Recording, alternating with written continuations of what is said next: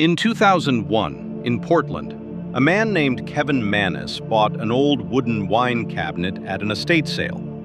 The sellers said it had belonged to her grandmother, a Holocaust survivor from Krakow. She warned him, "Don't take the box. It has a Dybbuk inside."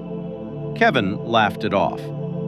That night, after bringing the cabinet home, strange things started happening. Lights flickered. His mother claimed an unseen force pushed her down the basement stairs. When Kevin opened the cabinet, he found odd items inside. Two 1920s pennies, a lock of blonde hair, a lock of black hair, a small granite statue engraved with the Hebrew word shalom, and a dried rosebud. Then came the nightmares. Kevin wrote that he dreamed of a shadowy old woman with sunken eyes attacking him. He woke up covered in bruises. The smell of jasmine filled the air whenever the cabinet was near.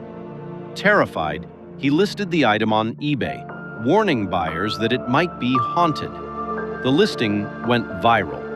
The final buyer claimed similar experiences, shadow figures, illness, and the same suffocating nightmares. Years later, the story inspired the horror film The Possession. Today, the so-called Dybbuk Box is rumored to be locked away in a secret location in the United States. Skeptics say it's a clever marketing hoax.